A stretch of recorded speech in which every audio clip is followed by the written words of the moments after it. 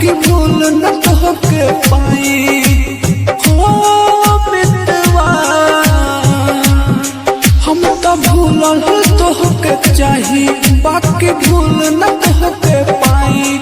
एगो हुनर तनी हमर के सीखई तू हो। हमरा बिना कैसे रहेलू बताई तू हो है।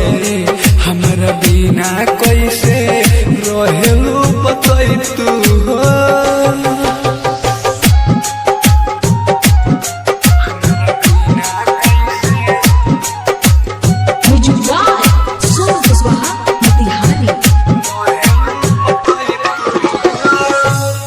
तू तो चल आईती हम तोहरा घरे।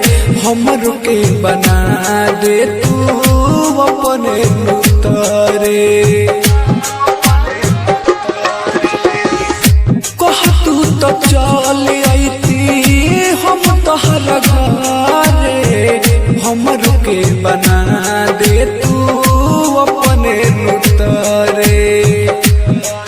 फुर्सत में तू हो,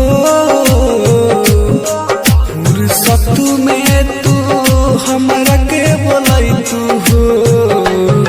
हमरा बिना कैसे रहेलू बताई तू हो है। हमरा बिना कैसे रहेलू बताई तू हो।